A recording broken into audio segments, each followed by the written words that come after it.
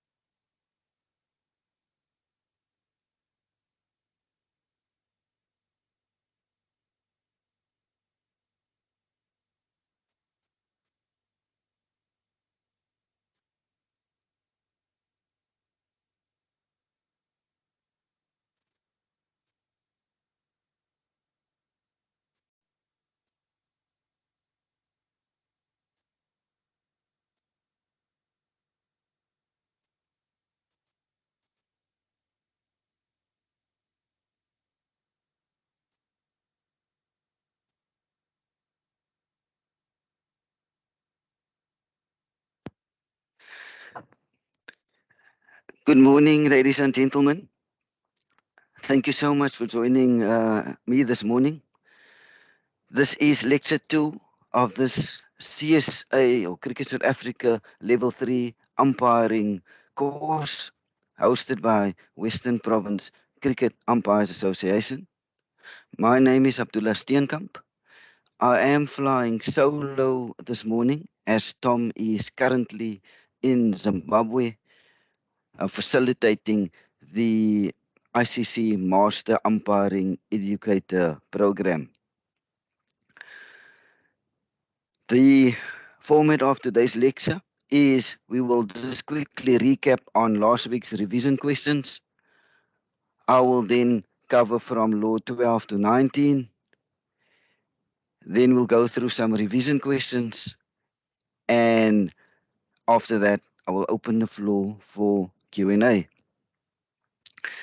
Since I'm flying solo today, can you please all, for now, mute your microphones and switch off your cameras? Once the Q&A session start, feel free to uh, to put on your cameras, and when prompted, you can then unmute your microphone. I do have a bit of a Barry White voice this morning. I'm in the middle of a cold, but feel excited to host this lecture. So to kick off, last week revision questions, just to quickly go through them. So in the 3-day match, close of play is on day 1 is 17:30. At 17:22, which is 8 minutes till the close of play, Team A gets dismissed. What happens next? Law tells us that when an innings ends, when 10 or less minutes remains before the agreed close of play, no further play on that day. Also, we will not start earlier the following day, even though we technically ended 8 minutes earlier. The law tells us we will not start earlier the following day. So just to confirm again, we will not make up the 8 minutes we lost on day 1. Second question, day 2 of our provincial match, lunch is from 12:20 till 1 o'clock. Lunch gets taken at 12:22 with Team A on 33847. At 12:46, the captain of Team A informs you that she is declaring. For 3 marks, what happens next?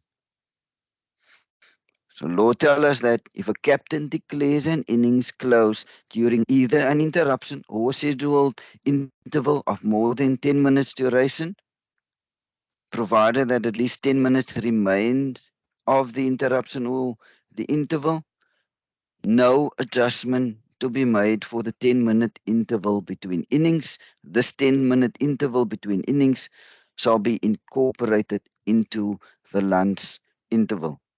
So we will not be losing any time, nor will we lose any overs, because The 10-minute change of innings will be incorporated into the lunchtime. So with lunch being 40 minutes, so it will be from 12:22 until 13:02, and when play shall resume with the start of the innings of Team B. Day 3 of our provincial game, lunch is 12:20 till 1 o'clock. At 12:13, Team A gets dismissed. What happens next? Law tells us that when an innings ends 10 minutes or less before the agreed time for lunch, the interval shall be taken immediately. And then the lunch interval shall be the agreed duration from the time that the innings ended. So in our example, lunch break will be 40 minutes from 12:13 until 12:53. Change of innings interval will be included in our lunch break, and we will not lose any overs. Next question, again lunch from 12:20 till 1 o'clock. At 12:05, it starts to rain and the players leaves the field. So what happens next? Again, law guides us by telling us that if players needs to leave the field, and in our example, because of rain, they had to leave the field, when more than 10 minutes remains before the agreed time for lunch, because there's more than 10 minutes remaining, we cannot take an earlier lunch. We now need either the both captains and both umpires to agree to bring the lunchtime forward. If there's no agreement, lunch needs to be taken at the agreed time. So just to confirm again, if there's no agreement between the captains and the umpires to change the timing of lunch to be taken at 12:20 until 1 o'clock.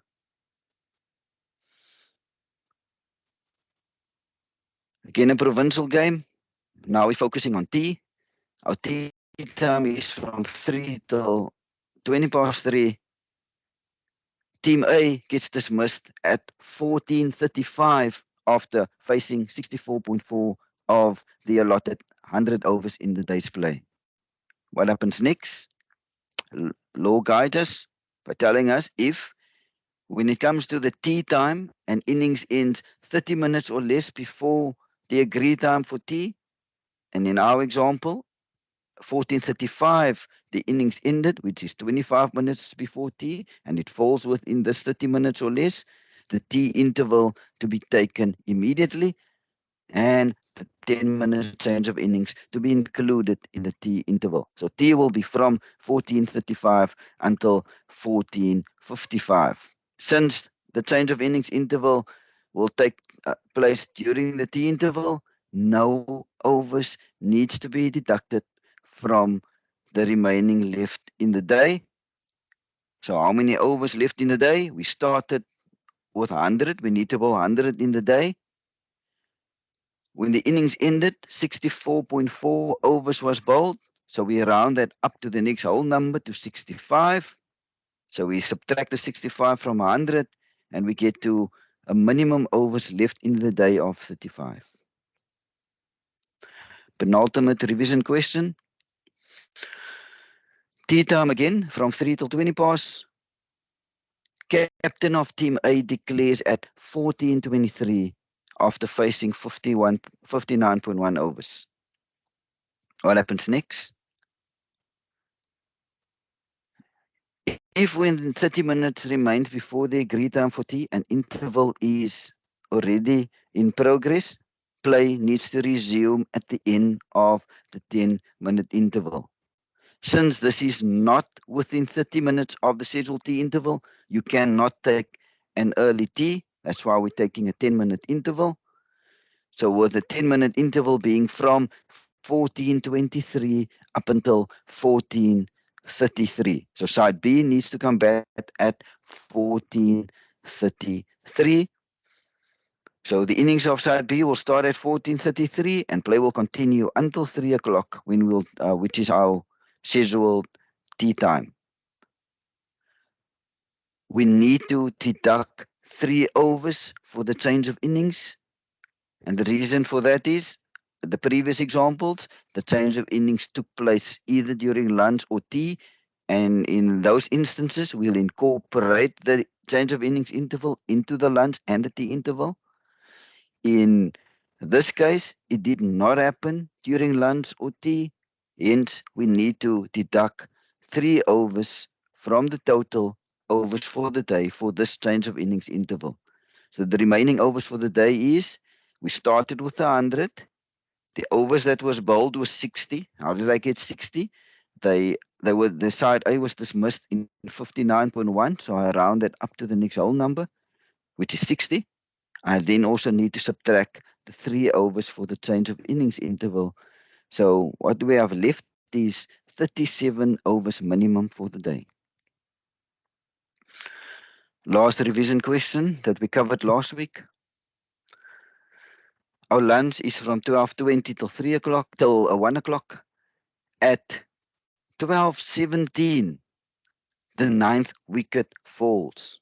So what happens next? Do we take lunch? Don't we take lunch? No, the law guides us here. The law tells us that if the ninth wicket falls within 3 minutes before the agreed time for either lunch or tea, we will delay the tea by a maximum of 30 minutes. We need to give the fielding side the opportunity to see if they can take the 10 wickets, and the time that we allow is maximum of 30 minutes. So from 12:20 till 12:50, we will allow the team to see if they can get the 10th wicket.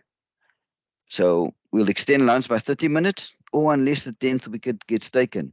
So if you get to 12:50 and team A is still 9 wickets down, you will then take lunch, and lunch will be 40 minutes from 12:50 till 13:30. And let's say, for example, you do take the 10th wicket at 12:30. You will then take lunch immediately, and lunch will be 40 minutes duration from 12:30 till 13:10. To kick off today's lecture, we're starting with law 12, and we're focusing on the last hour of the match and the number of overs in the last hour. If I can just firstly explain to you the concept of the last hour. Uh, many years ago, there was no last hour in the laws. It was 5-day test match. You start on day one, just let's say from 10 o'clock till 5 o'clock. Day two, same timings, 3, 4, and 5. So what tends to happen on day 5 and the last hour only happens on the last day of, in our example, the test match.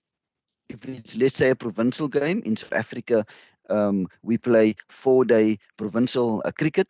So our last hour will be on the 4th day. So when is this last hour? The last hour on the last day of the game. And let's go back to our test match as an example. Test match which spans over 5 days. Our last hour will be on day 5, and it will be from 4 o'clock up until 5 o'clock. So many years ago, there was this concept of the last hour was not there. So what happened in many games was you get to the last day of the match, you get to the last hour. Let's say 5 o'clock is our cutoff time. Side B needs, let's say, 50 runs to win. So what the fielding side would do is they would deliberately slow play, bowl as little overs as possible close to the end, so that to try to let team B not get the 50 runs that they needed. Lawmakers found this is unfair. What they then did was they brought this concept of the last hour into the match, and that in this last hour, a certain number of overs have to be bowled. Let's see what the lawmakers added to the law. They decided that when we get to this last hour, and in our test match, it's our close of play is 5 o'clock. So our last hour will be from 4 o'clock up until 5 o'clock. So when we get to this last hour, lawmakers tell us, according to the laws of cricket, a minimum of 20 overs have to be bowled in that last hour. So your last hour will start at 4. So from 4 till 5, you have to bowl a minimum of 20 overs. This forces now the fielding side. They cannot now use delaying tactics. They have to bowl 20 overs in that last hour. So let's say you get to 5 o'clock, you start at 4 o'clock. You now know you must bowl 20 overs in the last hour, and you get till 5 o'clock, and you've only bowled 15 overs. What happens now? Law tell us a minimum of 20 must be bowled in that last hour. So yes, we got to 5 o'clock, but we haven't bowled our minimum of 20. So play will now continue until they bowl a minimum of 5 hours, a minimum of 20 overs. So even if it takes them to 5:30, they need to bowl a minimum of 20 overs. Also, if you get to the last hour and the fielding side goes quickly through their overs, let's say the last hour starts at 4 and at 16:50, they've bowled their 20 overs. What happens next? The law just tell us a minimum needs to be bowled of 20 in the last hour. Since we haven't reached our official scheduled closing time of 5 o'clock, we cannot stop at 16:50. We need to continue until we get to 5 o'clock. So that's the concept of the last hour and the number of overs to be bowled in this last hour. And according to the laws of cricket, 20 overs must be bowled in the last hour. There are many playing conditions across the world that's slightly different. Like in Test match cricket, the minimum of 15 needs to be bowled in the last hour, but that's a playing condition pertaining to Test cricket. But according to the laws of cricket, and in our exam, you will be examined on the laws of cricket. So in our last hour, a minimum of 20 overs must be bowled. So what are we going to focus on today in terms of the last hour is, so now the last hour has started. And what happens if it rains in the last hour? What do we do? That is the first thing that we're going to focus on. And the second thing we're going to focus on is we've now reached our last hour and there is an innings change in the last hour. How are we going to handle it? Let's start with our last hour has now started and it now rains in the last hour. So how are we going to deal with it? Law tell us that, so if there's a rain interruption, once the last hour has started, we now need to reduce the overs because of this rain interruption. And how are we going to reduce this overs? Let's have a look.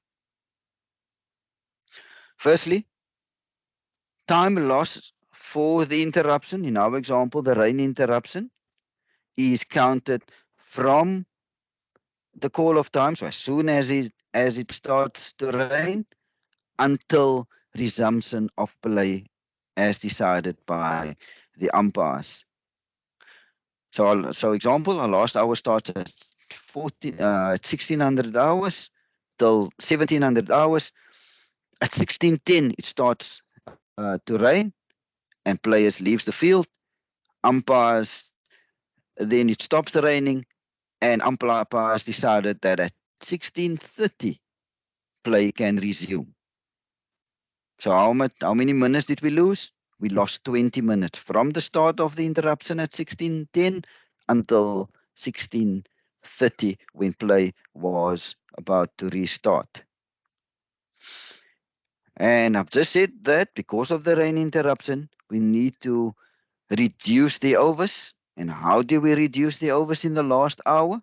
Law guides us by telling us that 1 over to be deducted for every completed 3 minutes of time loss.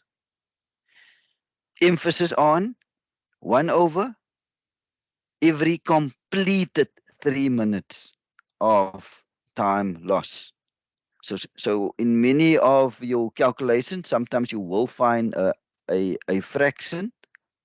You will ignore the fraction. When it comes to deducting overs, you will only focus on the every completed 3 minutes. So in the example I used, we lost 20. We lost 20 minutes. So since we lost 20 minutes, and we know we need to build 20 overs in the last hour, and 20 overs divided into 60, you get to 3 minutes per over. So now in our example, how many minutes did we lose? We lost 20 minutes. So to see how many overs you lost, you take 20 and you divide 3 into it. You get then 6.66. So I've just said we need to deduct 1 over for every completed 3 minutes. So we will ignore the fraction, the 6.6. We will ignore and we'll only take the whole number, which is 6. So how many overs did we lose? 6 overs. So we started the last hour with 20. We now need to deduct 6 overs and we now left with 13 overs. And that is how we, when in terms of reducing time in your last hour due to a rain interruption, you just take the total minutes that you lost, you divided it into 3 as per the laws of cricket, and you ignore the fractions and you just take the whole number. Excuse me. If there's more than one rain interruption in the last hour, you will not add anything together. You will look at those interruptions separately. So if it rains in our examples, at 10 past and till 16:30, and play resumes at 16:30, you'll do your calculation.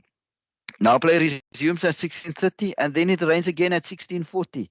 This is now a separate interruption, and you deal with it separately. So what happens if 1 hour of playing time remains and interruption is already in progress? So 4 o'clock is the start of, excuse me, of our last hour.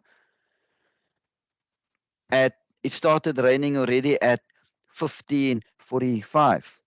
So law tell us, yes, it started raining at 15:45, but when it comes to reducing overs, you'll only start counting the minutes once the last hour has started, only from 4 o'clock in terms of reducing overs. You won't start from 15:45. If there was an over at the start of the interruption, let's say you at 15:45, you left the field and you left the field mid-over after, let's say, 45.3 overs was bowled, you will, that 0.3 overs, once you come back, you will complete the over, and that will not count as one of the minimum overs in the last hour. If once the last hour is started, an interruption occurs during an over, that over needs to be completed on the resumption of play, and that 2-part overs shall count as one of the minimum number of overs to be bowled in the last hour. In the revision questions, we will do examples that will illustrate exactly how you practically apply this theory that we've just covered now. So now we've dealt with what happens if it rains in the last hour. We're going to now cover if there's a change of innings interval in the last hour. Firstly, if this change of innings interval is already in progress at the start of the last hour, how will you determine the number of overs? We've just covered it. What this example means is 4 o'clock is our 4 o'clock is our start of our last hour. At 15:55, side A was dismissed. So our change of innings will go from 15:55 up until 16:05. We went 5 minutes of our change of innings interval into the last hour, so we'll only lose 5 minutes, which equates to 1 over. We will not take 3 overs from deducted from the last hour because of the change of innings interval, because only 5 minutes of the change of innings interval went into the last hour. So now the last hour has started, and a side now gets dismissed, and there's now a change of innings interval. So law now guides us. How are we going to calculate how many overs are left in the last hour? Law tells us that once the last hour has started and there is a change of innings interval in this last hour, two calculations needs to be made. So you'll first do calculation number 1 and you'll get an answer. Then you'll do calculation number 2 and you'll get an answer. You'll compare those two answers, and the greater of the two, that will be your minimum number of overs to be bowled in the new innings. Again, we're going through the theory now. In our revision questions, we will actually use actual change of innings in the last hour. We will then see how we apply this theory that we're covering now practically.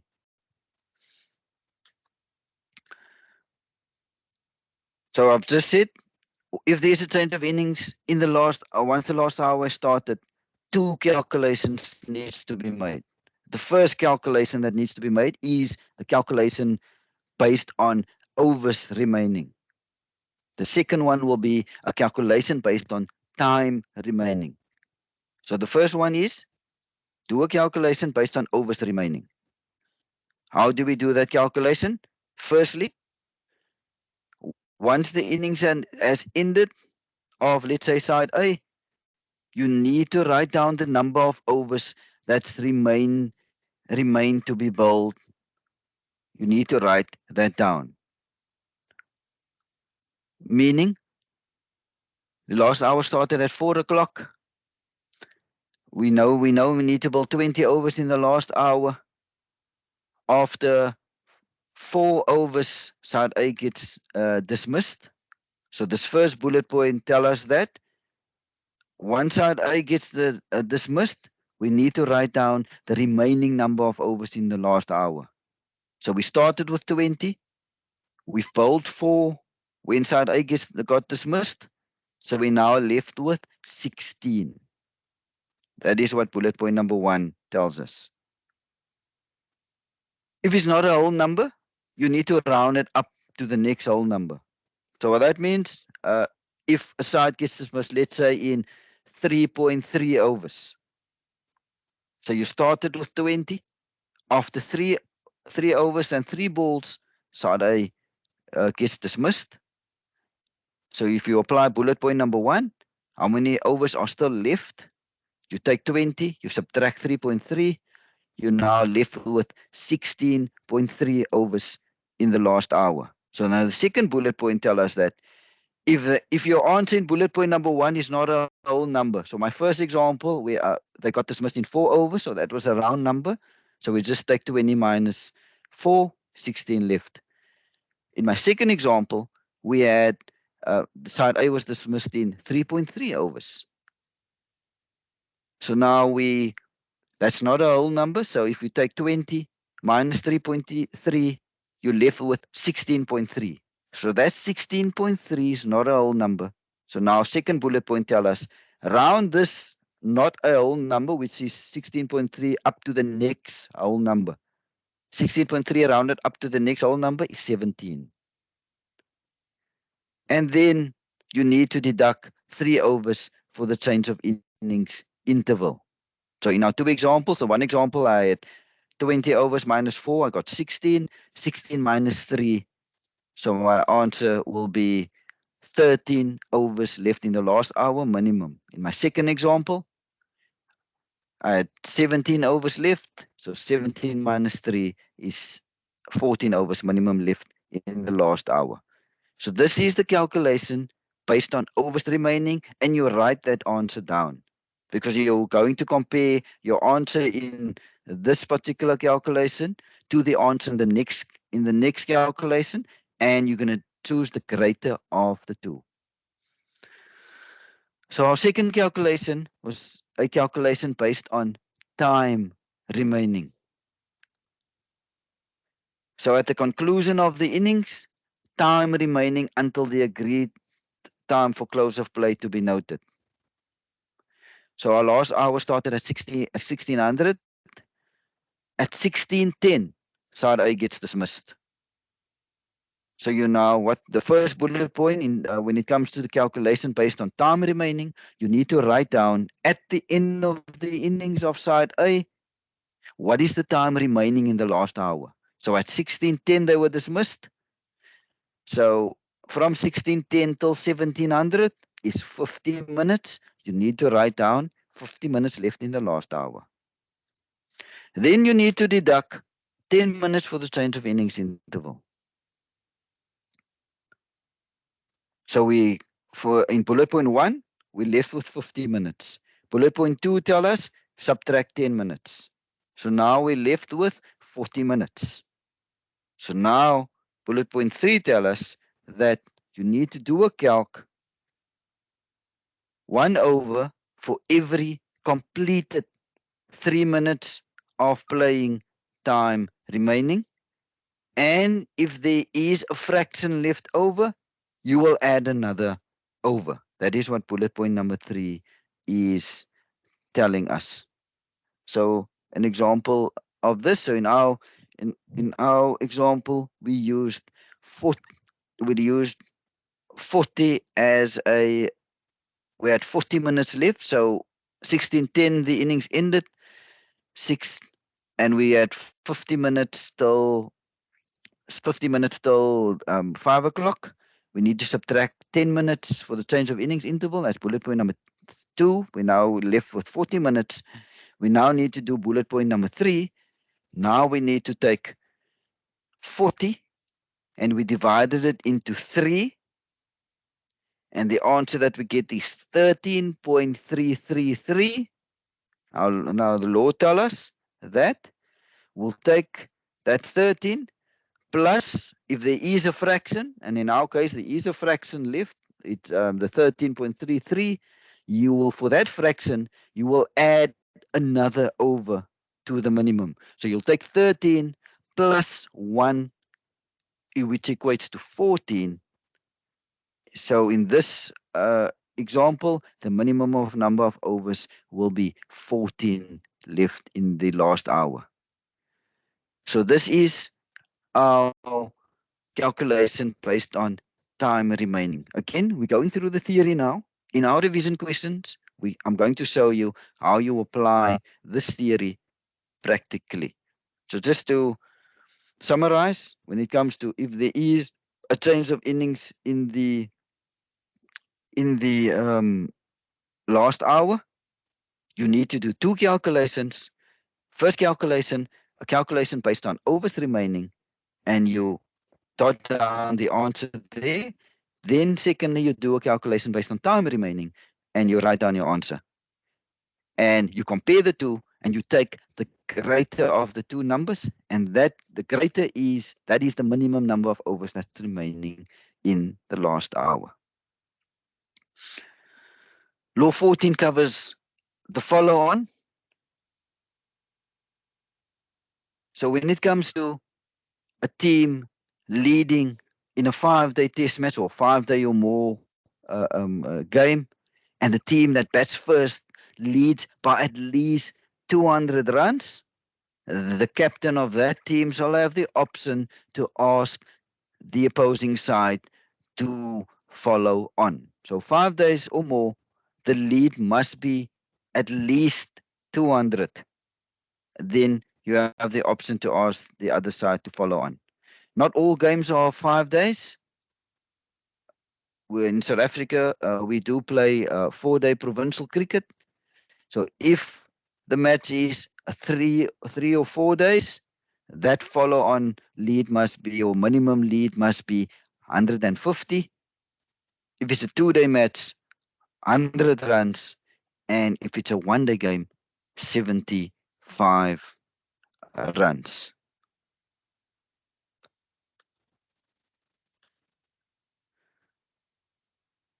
When it comes to notification, excuse me, captain, as soon as the captain decides he or she wants the um, opposing side to follow on, that captain needs to inform the umpires of his or her intention to take up this option.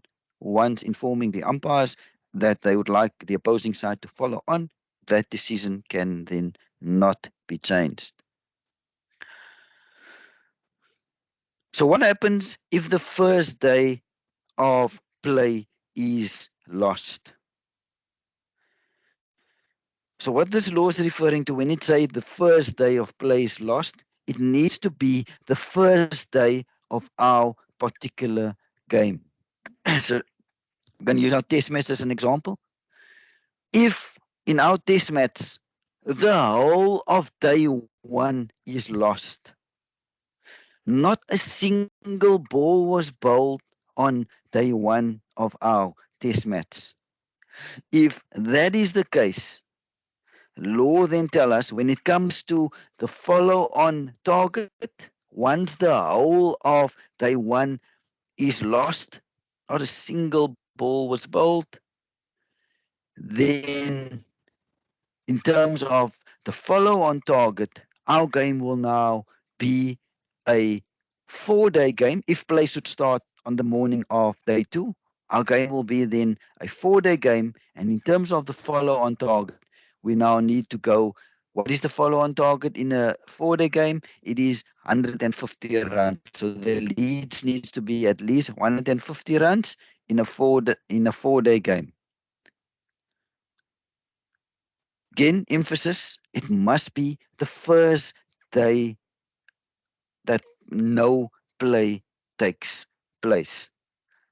If our game starts on day 1 at 10 o'clock, and let's say the whole of day 2 is rain out, the whole of day 3, and the whole of day 4 is rain out, play only starts on day number 5. So we lost 3 days. So in effect, we're only playing two days in this test match.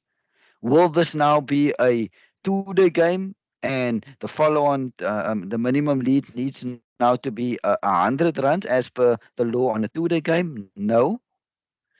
Because play started on day 1, this will remain a 5-day match. And in terms of the follow-on lead, it still needs to remain 200 runs. So just to emphasize again, it's only if the first day of whether it's a test match or a provincial game, the first day play is lost. Only then do you apply, when it comes to the minimum lead for the follow-on, then do you apply the number of the remaining days that's left. So when it comes to the first day's play, I've said no play to take place on day 1. But the law guidance here is that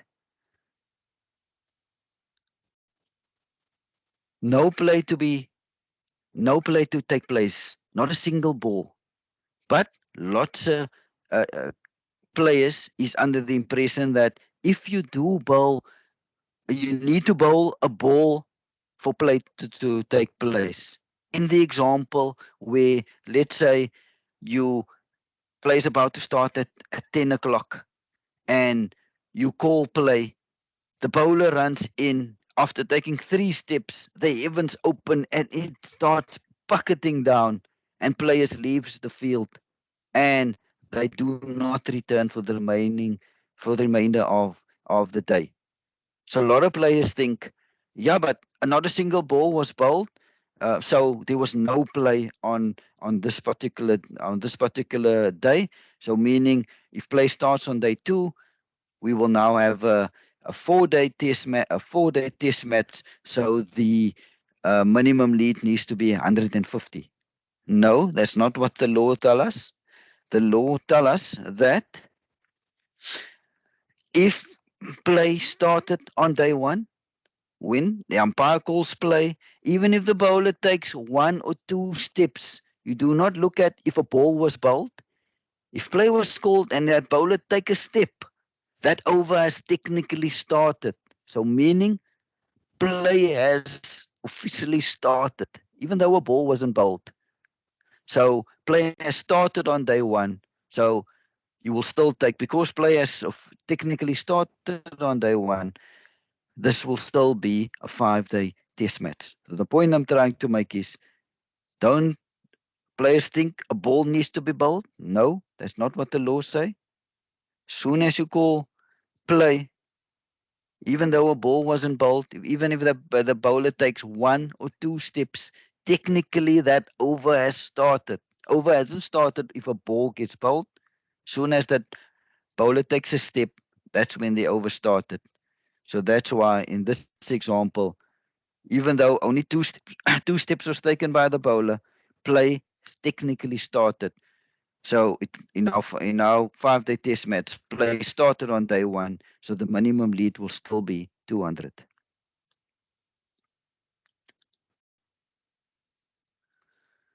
Scoring runs. How do we score a run? There are 3 ways. As often as the batters, while the ball is still in play, made good the ground from end to end. That's firstly how you score a run. Secondly, when a boundary is scored.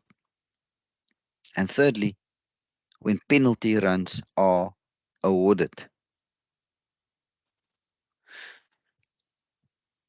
So when it comes to scoring runs, we saw the first one. As often as the batters make good the ground, so if the batters run, they need to make good the ground at the other end by either putting the bat behind the popping crease on the other end and then turning for the second, or doesn't have to be the bat. They can put their person behind the popping crease as long as they've put something behind the popping crease, either the person or the bat, and then turning for a second run.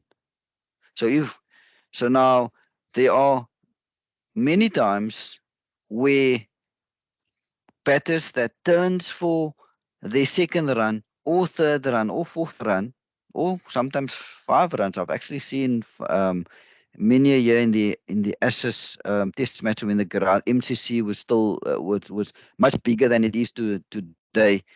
Batters running 5. I actually saw a 5 being run.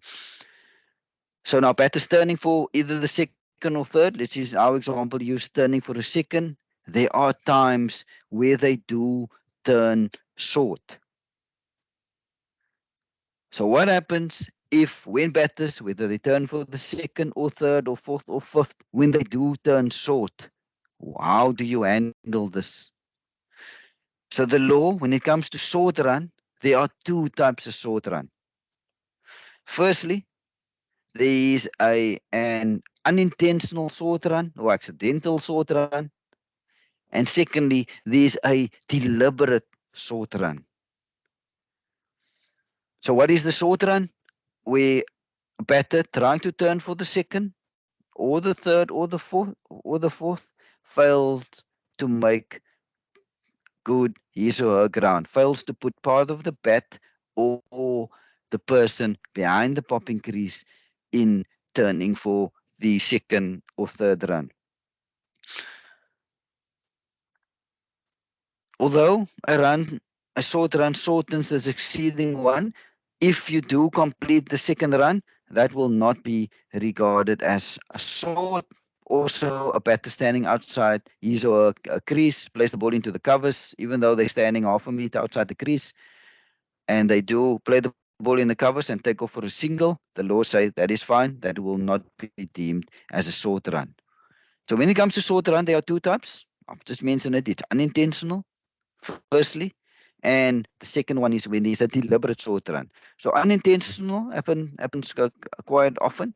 That's why, but practical advice as umpires, it's important that you do when the when the batters do start running, that you do get side on, you do move to the side, and you do need to watch the batters when they make their turn for either the second or third or fourth run. You need to watch whether they do get some part of either the bat or the person behind the popping crease when turning for a second or third or fourth run.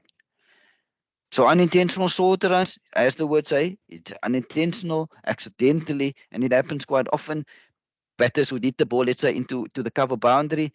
Now they run, they're now turning for the second, and as they're about to turn for the second, they actually look at the fielder to see how close the fielder is to the ball. And by looking at the fielder, sorry, they now extend their bat, thinking they're putting some part of the bat behind the popping crease in turning for the second, but actually they just they didn't get any part of the bat behind, so that is unintentional. They didn't mean to accidentally. They were looking at the fielder. So in this case, if they do unintentionally run short, what do you do as the umpire? So as soon as the ball is dead, and whichever side the the unintentional short run happen, that umpire needs to call and signal a short run, although it's for the bowlers in umpire when signaling to the scorers, even though if the short run happened at the striker's end, that umpire will call it. But when it comes to signaling to the scorers, the bowlers in umpire needs to signal short run to the scorers. So if an unintentional short run happens, whichever end, you need to call it. Bowlers in umpire then needs to signal to the scorers. These are unintentional short runs. Again, important when the batters do turn, whether it's the second, third, fourth, or fifth, do have a glance whether they put their bat behind the popping crease. Deliberate short runs. There are times, and this happens, I would say, when it comes to short runs, 99% of the time, the short runs will be unintentional. But there are times where a batter would actually deliberately run short. And usually, the match situation will determine when a batsman deliberately runs short. What I mean by that is, in the first over of your test match, let's say day one, first over of the game starts at 10 o'clock. Do you think a batter would deliberately try to run short? No, I don't think so. Usually, the match situation, usually at the end of the game, when it's tight, when you find a top order batter batting with the number 11 batter. Just an example, T20 game, there are um, 3 balls left and they need 12 to win. The top order batter batting with the number 11 batter, when the number 11 is not in this particular number 11 is not regarded as one of the better batsmen. So this top order batter knows that, oh, 3 balls, they need 12, they need 3 boundaries, I need to get it on strike. So usually the match situation when it comes to deliberate short runs will determine when this happens. So in this game, the top order batter knows that he or she needs to get on strike, and then deliberately run short at a particular end, trying to get back on strike. Let's say deliberately run short. Let's say, and it happened a few years ago in the IPL. Kieran Pollard was batting with the number 11 batter, and they needed there were 3 balls, I think 3 balls left. They needed boundaries of all of them, and Pollard knew that for them to win the game, he needed to get on strike. So Pollard hit the ball to the a mid-on boundary, and as he then sets off for a single, he literally, it was about a meter and a half short. He turned and went back to the other side. So again, match situation. Pollard knew he had to go back on strike, and he deliberately turned short. It was quite a big margin. I think it was about a meter, maybe a meter and a half, where he turned short and went back to the other end. So the point I'm trying to make is, on the odd occasion, mostly it would be unintentional short runs, but there are times where it will be deliberate, and usually the match situation will determine this. So in our case, like Pollard wanted to get back on strike, he then deliberately turned short. So what does the law say?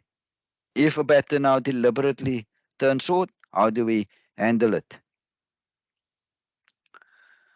As soon as the ball is dead, call and signal short run, and you'll inform the other umpire of what has occurred. You will disallow all runs to the batting side. So in our example, with Pollard, Pollard thought he completed 2 runs. Those 2 runs will be disallowed. Return any not out batter to the original end. If there was a no ball or wide, you'll signal that to the scorers. 5 penalty runs to be awarded to the fielding side. You'll inform the captain of the fielding side, and when possible, captain of the batting side. You can see a fairly harsh punishment. I wouldn't say harsh punishment. I think it's a well-deserved punishment for trying to cheat. No runs to be allowed. 5 penalty runs to be given to the fielding side.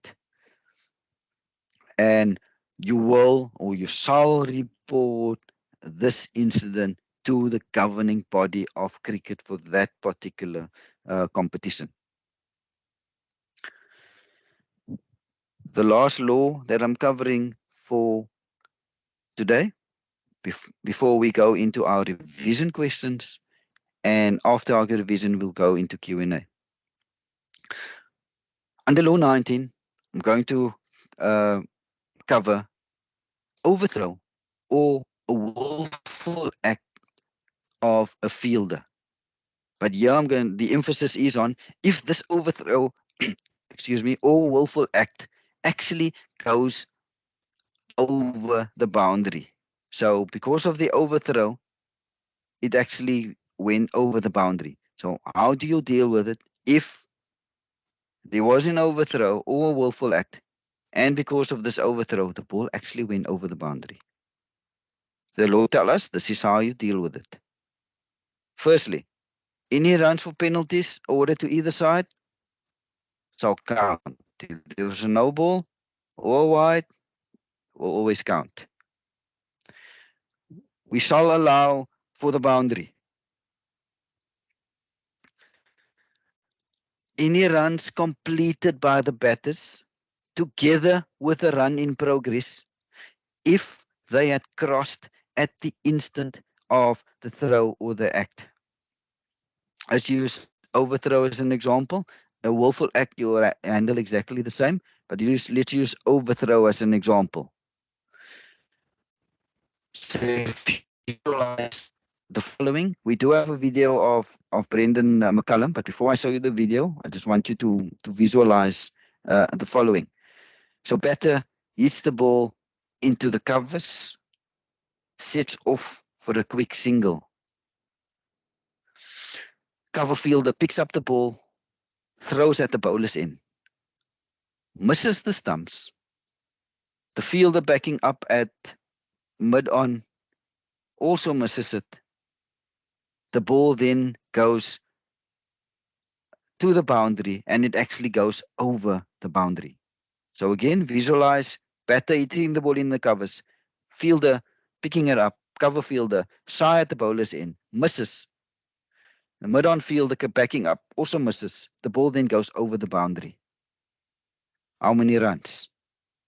The law guides us. The law tells us if because of this overthrow, a boundary was a result, you handle it as follows. If there was a no ball, that will always stand. Let's say in our example, it wasn't a no ball, but if it was a no ball, that no ball will stand. You will allow for the boundary. So now we know the 4 runs will be allowed. And now the third bullet point.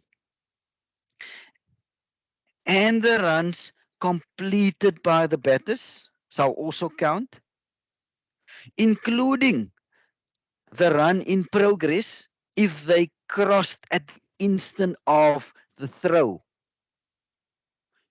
So the important word here is you need to judge whether the batters crossed at the instant when the fielder threw the ball.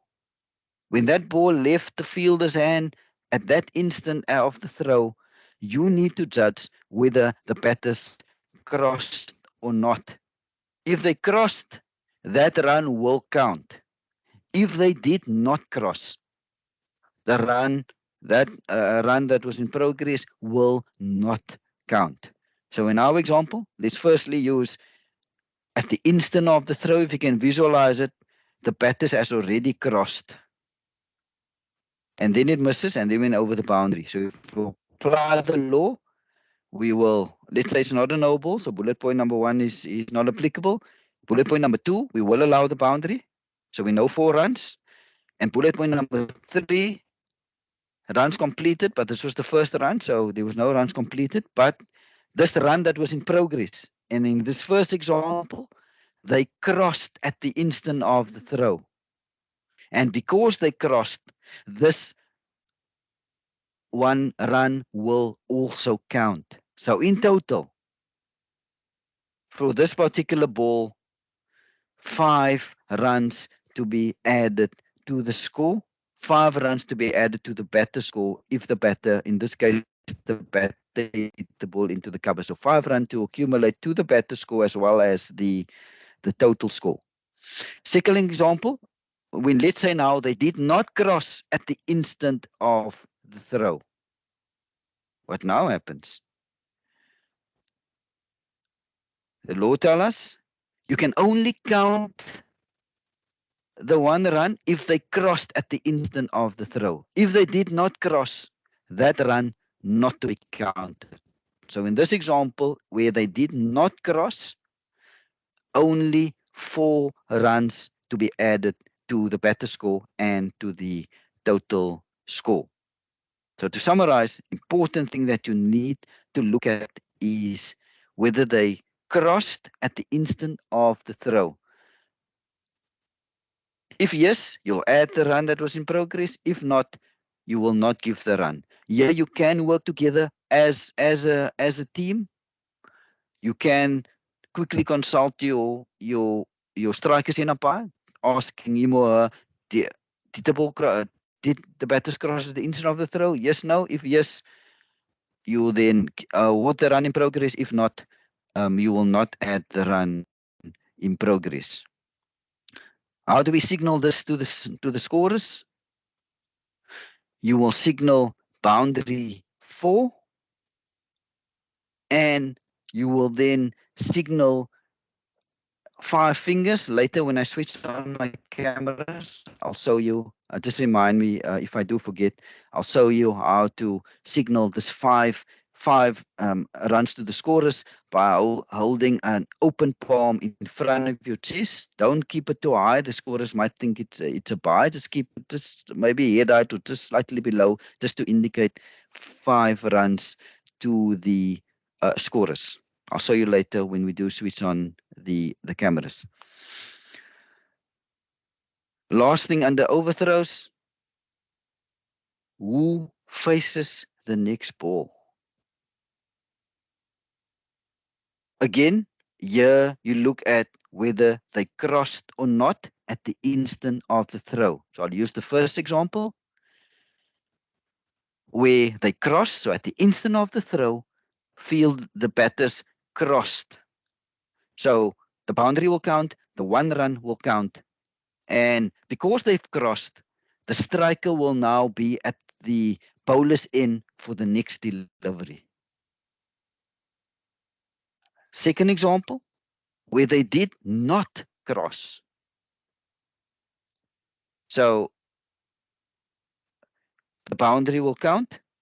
The one run in progress will not count. And the reason is they did not cross at the instant of the throw.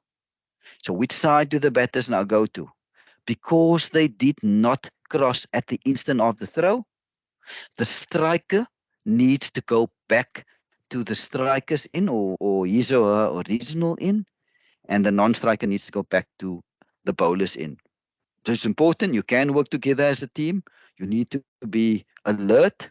You need to watch um, whether they crossed at the instant of the throw or not, because that's gonna determine whether a run gets an additional runs gets scored, and it's gonna determine which side the batter should go to. So I've covered now overthrow. When it comes to willful acts, the same principle apply. Let's look at a video of Brendan McCullum going for a quick single. Can't worry about it. Quick single, that's well taken. And I think that's hit the bat of McCullum. It's going to go for 4, so that'll be 5 to the total. And a little bit of good fortune. Well, the first boundary does come, though not necessarily in the way that any of us would have expected. Yes, a little bit unorthodox. McCullum, very good runner between the wickets, and he was always going to be okay. Throw was well wide, and that's just a nice wee bonus. As a batsman, at times you're hoping that the throw will skim off. So in this example, you can see McCullum, the batters crossed at the instant of the throw. That's why in this example, the total runs will be 5 in total, 4 for the boundary, and 1 for the run in progress. And because they crossed, the run will be added. So 5 will go to McCullum's score, and 5 will go towards the total score, and McCullum will be at the bowler's end for the next delivery because they crossed at the instant of the throw. We now get to revision questions. I'm now going to open comms, because usually our revision portion is interactive. So I'm going to go through the first one, and then with the raise of hands, you can then, once I've prompted you, you can then unmute your mic and then give me the answer. Question 1. In our game, or this particular game, our last hour starts at 5 o'clock. So our last hour is from 5 till 6 in this particular game. At 17:10, after 2 overs and 2 balls were bowled, players leaves the field due to rain. Play resumes at 17:23. So step by step, calc for 4 points. How many overs remain to be bowled in the last hour?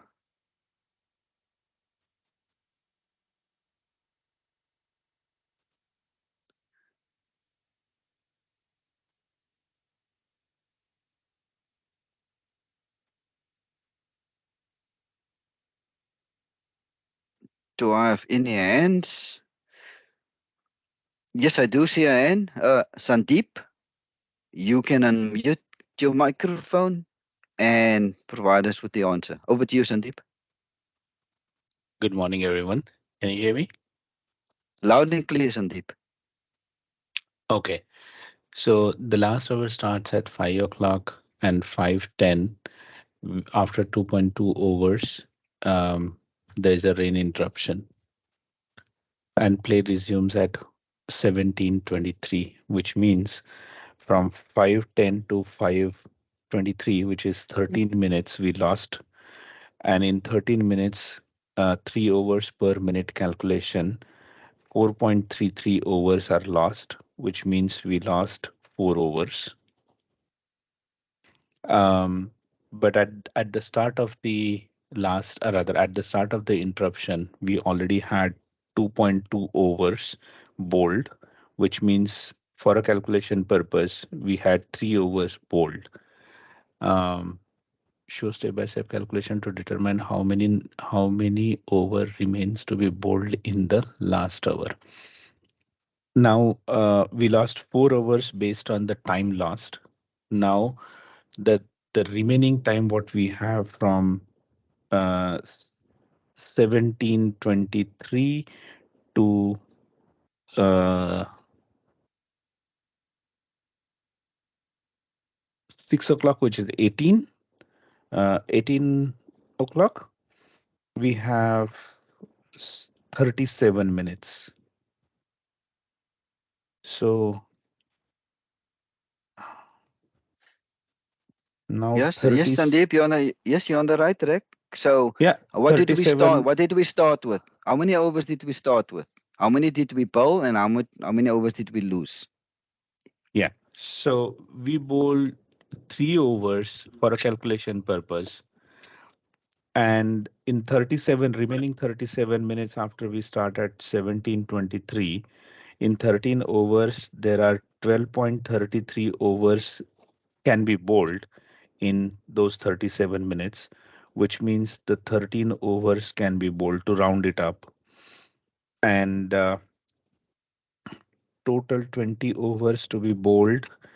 Out of that, 3 overs are already bowled, so 17 overs, because 2.3, the remaining 4 balls to be completed once we start at 17:23. Uh, and by the loss of time, we lost 4 overs, but by the time we have 13 overs to bowl.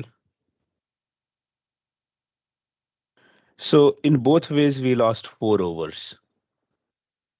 With the time remain, Mm. with the number of time that we have lost, we lost. So both ways, we have still have 13 overs to bowl. So 4 overs we lost in both ways calculation. Okay, Sandeep, I think you confusing yourself here with when there's an innings change in the last hour. So when there's an innings change in the last hour, that's when you do two calculations, one based on overs remaining, one based on time remaining, and you take the greater of the two. In this Mm. case, Mm. this was not an innings change in the last hour. This was a rain interruption in the last hour. Mm. And when it comes to when there's a rain interruption in the last hour, so how you deal with it, you take the overs that you start with, you deduct the overs that was bowled, and you then deduct the overs that was lost. And you correctly said the time that we lost was from 17:10 till 17:20.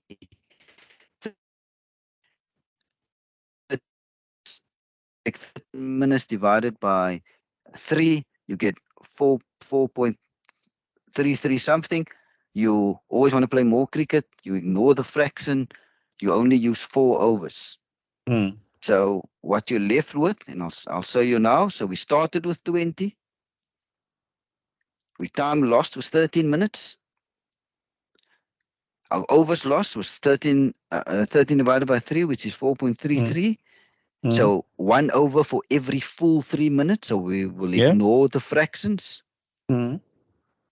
We've bowled 2.2, 2 overs and 2 balls. So the calculation is Three 20, overs done. 20 Mm. minus the 4 that we've lost, minus the Yeah. 2.2. So which Yeah. equates to 13 10 overs. overs, 4 balls left.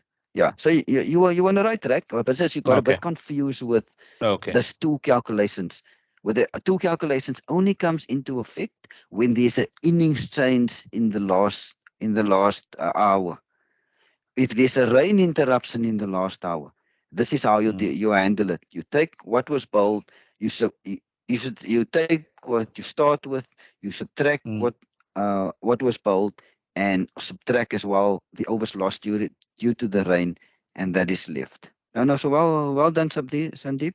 Okay, 13 overs then. Yeah, so 13 overs, but don't forget, uh, yes, we've got interrupted mid over. You cannot now round the 2.2 overs up to 3. We need to complete those That over. balls that was left. We need to complete. There were still 4 balls left in that over. Yeah. We need to, when we come upon the resumption, we need to complete that 4 balls to complete that particular over. Yeah. But Thanks. for the Well done, Sandeep. calculation purpose, thank you. But for the calculation purpose, we consider that as an over bowled. And so we remaining over will be 13 overs and then the 4 balls that need to be completed Correct. anyway once the resumption of play. Okay. Yeah, correct. Thank you. Thank you, Sandeep. Next question. Last hour starts at 5 o'clock. At 17:19, after 5 overs have been bowled, Team A gets dismissed. And Team B now needs 64 runs to win the game. How many overs left in the last hour? Show me all your calculations. Do I see any hands? Sandeep already gave you the answer how to do this calculation. Sandeep already said there are 2 calculations needs to be made. The first hand that I see is Yash. Yash, over to you. Yeah, so here in this case, we'll have two calculations as the innings has ended Yeah. in the last hour. Mm. Yeah, correct. First, we'll do the calculation based on number of overs remaining. So to start with, we had 20 overs last hour, but 5 have already been bowled. So 20 minus 5 is equal to 15. Yeah. Out of those 15, we will deduct 3 more overs for change Yeah. of innings.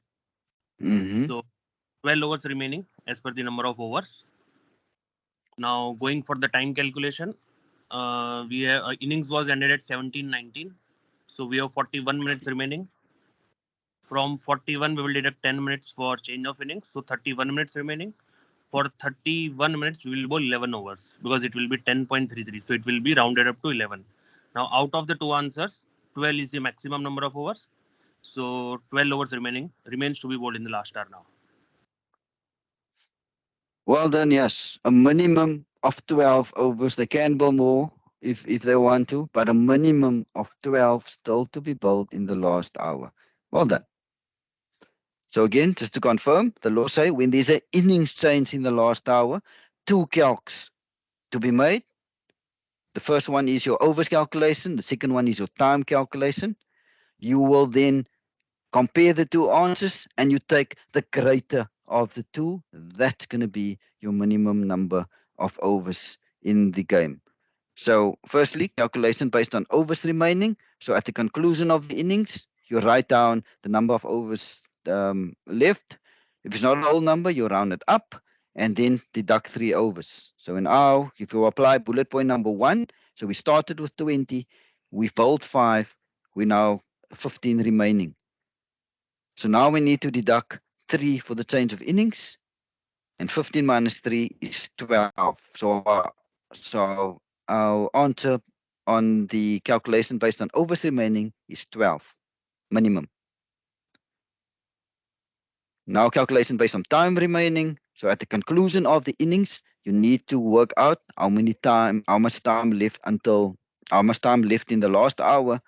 You deduct 10 minutes for the change of innings interval, and then you'll take that time that remains, you divide it into 3, and if there is a fraction left, you will add another over because of that fraction. So our last hour was from 1700 to 1800. Time remaining was 41 minutes. If you subtract 10 minutes for the change of innings interval, gets us to 31 minutes. 31 divided by 3 is 10.33. So we'll take out 10 and we'll add another over because of that fraction, and it gets us to 11 overs. So we're going to use the greater of the 2, and the greater of the 2 was the overs remaining calc.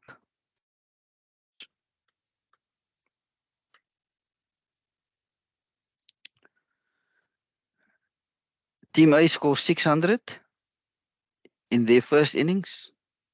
They dismiss Team B for 450 runs in their first innings. The captain of Team A informs you that he wants Team B to follow on. What is your response?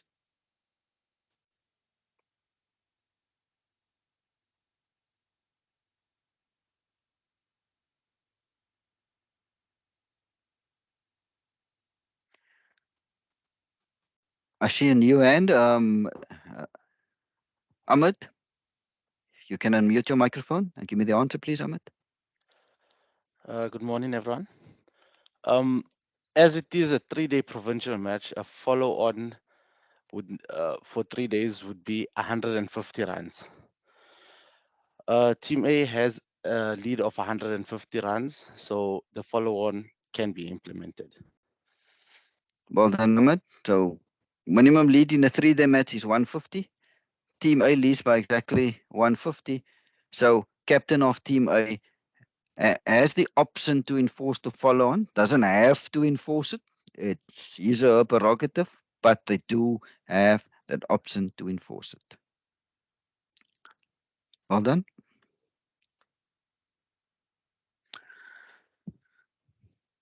Question 4.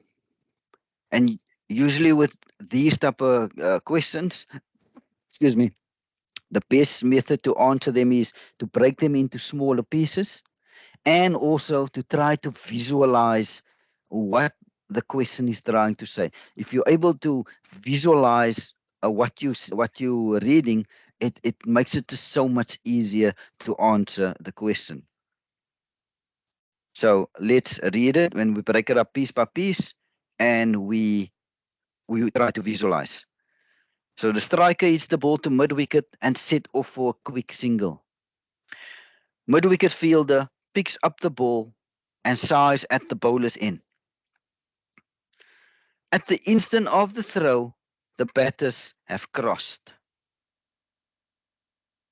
The ball misses the stumps, and the fielder backing up lets the ball go through his or her legs.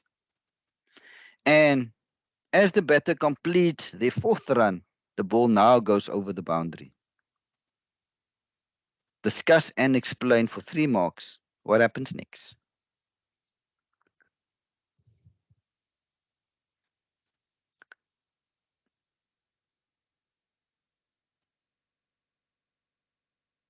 I see 3 hands, but I'm going to give the new hand the opportunity. Imran, if you can unmute your microphone and give us the answer, please.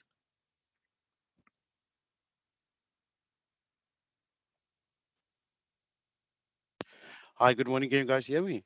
Yeah, loud and clear, Imran. Lovely, lovely, lovely. In this case, the run scored would be 5 runs, seeing that the batters have already crossed when at the instant of the throw and the boundary has been scored.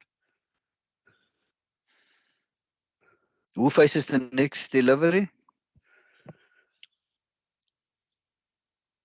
They stayed at the ends where they ended up after the run because they've already crossed. Excuse me. Yeah, well done, Imran. So again, let's see what the law say when it comes to when a boundary results from the overthrow. Any runs for penalties, if there was a no ball, that will always stay. We will allow the boundary allowance. And if runs were completed, plus the run in progress, if they crossed at the instant of the throw, and in this case, it clearly says the batters has crossed at the instant of the throw. So 4 runs for the boundary, and we'll signal that 4 runs to the scorers. 1 run as the batters crossed at the instant of the throw. So total 5 runs, just a bit of field graph, and I'll show you later when my camera's on. So signal 5 to the scorers by holding just an open arm, open palm facing to your chest, just below head height, and wait for the scorers to acknowledge. Well done, Imran. Again, try to visualize, break it up into smaller pieces. It will help you answer the question. So 5th ball of the 50th over. 2nd last ball of the game. Team B requires 5 to win. The striker, who is on 85 and is currently batting with the number 10, hits the ball towards the cover boundary and starts to run.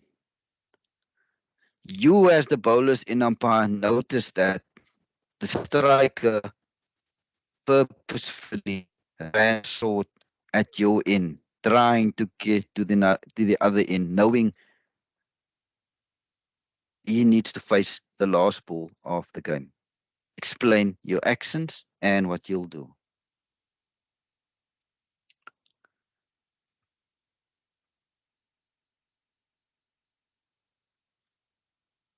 I'm going to look for new hands. Uh, I hope I'm pronouncing your name correctly. Chawan, I saw your hand raised. If you can unmute your microphone and give us the answer, please.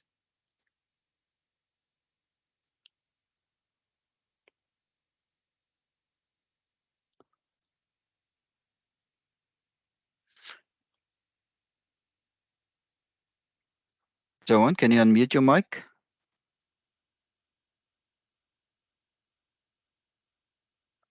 Chawan, please unmute your microphone.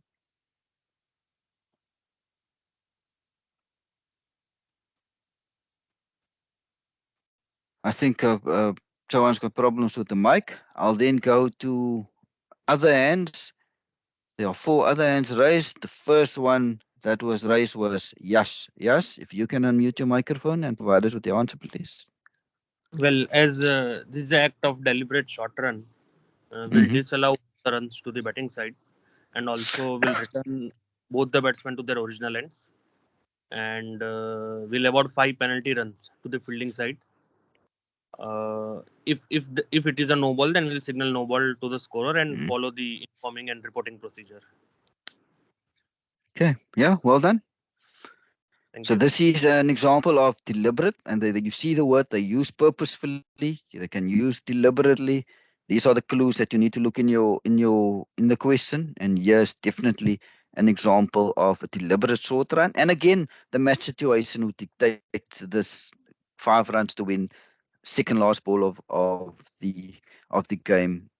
And that is usually when these deliberate short runs happens. You won't find this happening in the first over of a test match, where a batter would deliberately try to run short. It wouldn't make any sense. So again, so it's quite a harsh punishment, and I agree, it needs to be harsh because this is blatant cheating. So you'll disallow all runs. So batters thinking they got that too, you will not allow that too.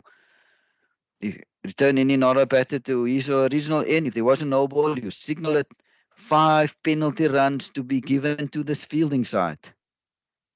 You'll inform the scorers number of runs scored. You'll inform everyone, both captains, and you will report this to the governing body of cricket for that particular competition. That is all the revision questions for this week. This is Sandeep here. I have one follow-up question, and not question, but point to make on the last question. Yes, Sandeep. Didn't umpire have to call first dead ball before they say before send the batter on their original end, signal short run and all that, but first call to be a dead ball? Yeah, yes, Sandeep. You can follow protocol, but firstly you can call and signal dead ball. You also need to call and signal a short run. Yes. And then you can follow the other procedures. Yes, you're right. Okay. I am now we now in Q&A. Firstly, I'm going to go to the chat box. I'm going to go through the questions in the chat box. And after going through the questions in the chat box, I am then afterwards going to open the floor to anyone. You can just raise your hands and then ask your question. First question is from Akshay. During the overthrow, if the batter did not cross, who will be on strike? That's the first question. So again, if we can visualize what Aksi is asking. So batter hits the ball into the covers. Batter set off for a run. Cover fielder picks up the ball, size at the stumps. At the instant of the throw, the batters did not cross. The ball then goes past the stumps and it goes over the boundary. So in this instance, because they did not cross, you will only allow the 4 runs for the boundary. Which now batter will be on strike? Because they did not cross, the striker will be on strike for the next delivery. So even though they ended up, the striker will now be at the non-strikers in, at the bowlers in, and the non-striker will now be at the strikers in.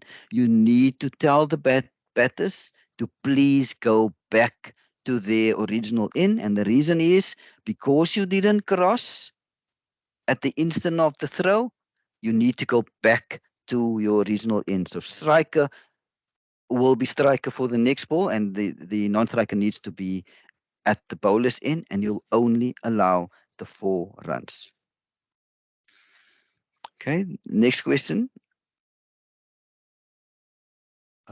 Abdullah Sandeep here. Yes, Unfortunately, Sandeep. I'm not able to type in. I don't know why it's not Ye- allowing me to type in the mm, questions.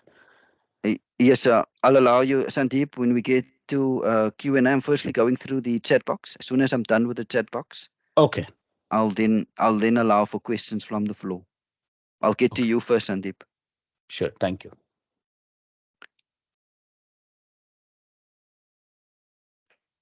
Um, I'm reading now. Axia seeing Axia saying, please ignore this. Okay, doesn't mind. I just emphasize what the law is saying. So to look at your next question, Axi, which batter is out run out if both batters end up on one in? So Axi, you need to determine which, if you can visualize it, the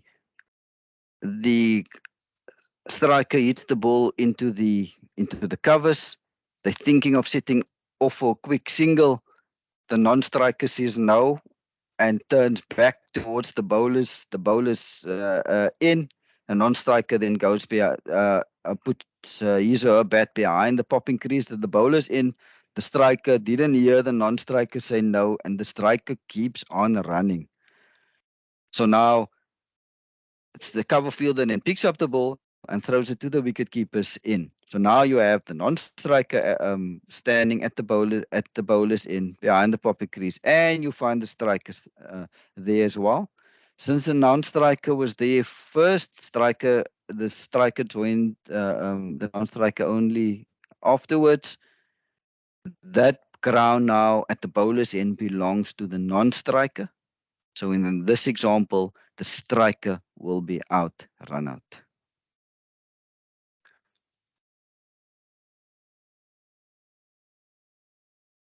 Benvenuto, can we quickly go back to the last question? I'm assuming you're referring to the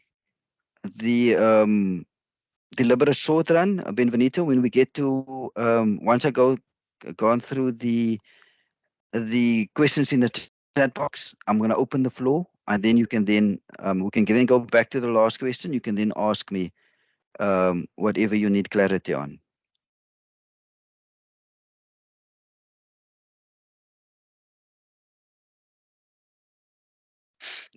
Um, Jaya, yes, we can. There's nothing wrong to call and signal dead ball on deliberate short runs. Um, but usually, once the ball is dead, it's only then that you make your short run call. So technically, you don't actually need to call. That call you only make once the ball is dead. You do not make the call once you see the short run. You do not at that um, um, moment in time call and signal dead ball. You let the batters, whether he deliberately turns short, you let the batter turn short, let the batter gets back to the, let's say, the strikers in. Only once the ball is dead, now you call short run, and now you go through the various procedures. I've now gone through all the questions in the chat box. I'm going to now go open the floor. You can raise your hands. The first man that was raised was Sandeep. Sandeep, if you can unmute yourself, and then after Sandeep, we'll go to Benvenito, and then after Benvenito, Imran. So Sandeep, over to you. Yeah. Question here is, I was trying to understand the logic behind about the overthrow and why it would be considered as the instant of the throw rather than. So the scenario here is, um, they were running one run, they crossed, they are almost at their own the opposite end batsman, and then the throw comes in, and then no one was backing up, uh, and then the ball is traveling towards the boundary. Now realizing that there is an overthrow, the batters have started running second run. They completed second, they started and crossed for the third run, and at that instance when they cross, I mean at the instance when the ball crosses the boundary, they already have made or completed their third run. Now the question is, um, I mean, the logic for this law, why would they not consider at the time when the ball hits the boundary and how many runs have been completed until up that point? Because if that ball towards the boundary or near to the boundary was been fielded by the fielder and thrown it back to the keeper, then we will allow extra 2 runs or what the 2 runs that they have additionally ran on the overthrow. But why, when the boundary is been crossed, why we are considering that at the instance of throw, not at the instance when the ball has been dead after it touching the boundary? Yeah, good question, Sandeep. I'm not sure why the lawmakers decided Hmm. to make it when a boundary gets scored that runs needs to be judged from the instant of the throw. I don't have an answer for you. I just know that's what the Okay. lawmakers decided, Hmm. and that's how we need to apply it. Follow. Okay. Okay. Thank you.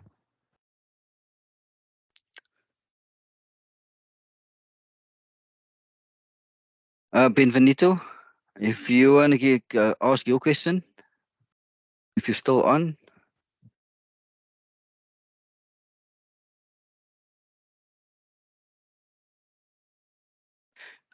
If not, Imran, I saw your hand raised as well.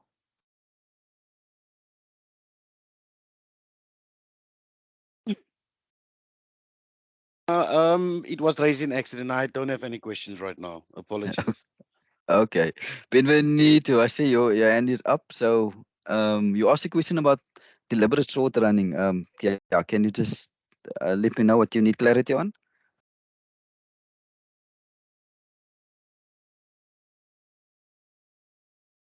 Benvenuto, can you unmute your microphone?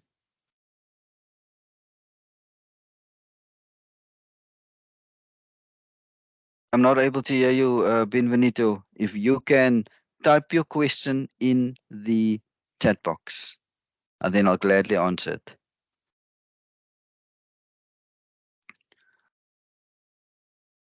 Any other questions? The floor is open.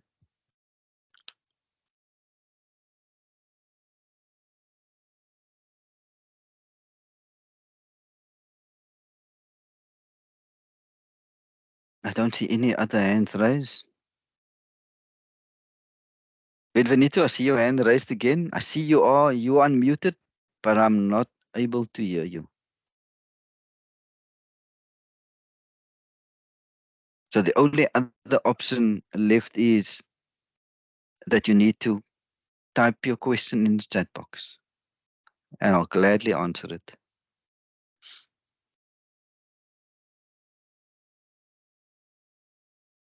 While Benvenuto's typing his question in the chat box, do we have any other hands, any other questions that you need clarity on? Excuse me.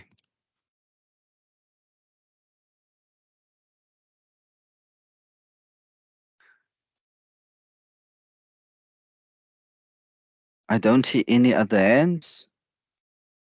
I'll give Benvenuto a minute if he's writing his question. If I don't see anything in the chat box in the next minute, and I don't see any other hands,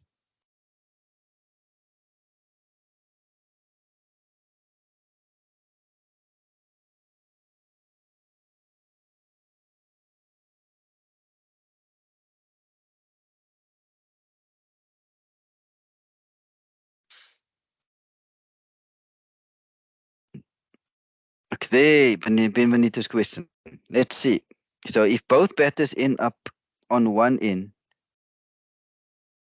do we now look at who made the ground first behind the popping crease to determine who was the run out? Yes. So whoever Benvenuto made the ground first, that ground now belongs to that batter. That is that batter's ground, and it stays that batter's ground. If the other batter later joins him or her, so unfortunately that ground now belongs to that particular batter. And in case of a run out, the other batter would then be out. I hope I answered your question. So yes, whoever made the ground first, that now belongs to that batter who was there first. Do you have any other questions? Going once, twice? If not, thank you so much everyone for joining me this morning. So wherever you are across the world, enjoy the rest of the day. The recording of the session will be on our YouTube channel in the next day or two. Looking forward having you next week 9 o'clock for lecture 3. Thanks everyone. Enjoy your day. Bye everyone. Thank you. Bye. Have a good day ahead. Cheers. Thank you. Bye. Thank you, sir.